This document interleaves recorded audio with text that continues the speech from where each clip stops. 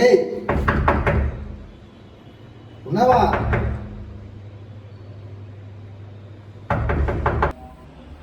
Lift చేయడానికి ఎంతసేపు ఏంట్రా?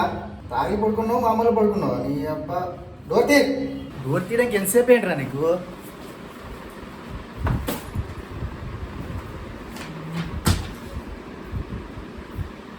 ఏమైందంటావేంటి?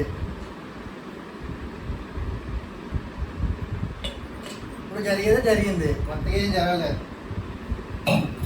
అలా జీవితం అమ్మా, ఎన్ని ఇంటర్వ్యూకి వెళ్ళినా కూడా ఏంద్రా మనకు ఒక్కడు కూడా అసలు మన దరిద్రం అంటావా లేకపోతే మన చేతకారం వాళ్ళమా? అసలు ఎందుకు ఇలా జరుగుతుంది నాకు అర్థం.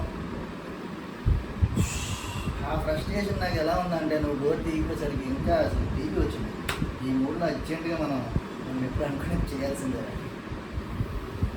ఏమంటావు? ఓకేనా నీకు? తెచ్చుకుందామా కదా? ఏంటెందుకు మరి? ఏంట్రా మామ ఇది? ఎంత వేసావురా? 30యా 60యా? చెప్పే గారు ఎప్పటికీ నాకు గీత దగ్గర ఉండాలని. అబ్బాయి ఎక్కువ వేసినా మళ్ళీ బూతులు వచ్చేస్తాయి, నీకు తెలుసు కదా. ఈ అబ్బాయి ఎక్కువ వేసావు కదా, నాకు తెలుసు. కానీ వెనకమ్మ ఈ హెచ్ఆర్లకి అసలు తెలియదేంట్రా?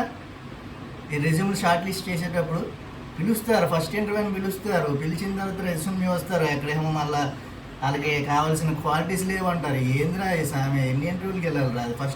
ఫస్ట్ కాల్లోనే చెప్పేచ్చు కదా. వాళ్ళు మారరా లేకపోతే మనం మారమా? ఏంట్రా ఈ బతుకులు? నాకు అర్థం కావట్లేదు. ఇంక జాబ్ మీద కంప్లీట్గా ఇంట్రెస్ట్ పోయిందిరా మామ. వదిలేద్దాం ఇంకా ఈ జాబ్ ట్రయల్స్ ఇవన్నీ మన వాళ్ళు కాదు. కానీ ఇంక వెళ్ళిపోదాం.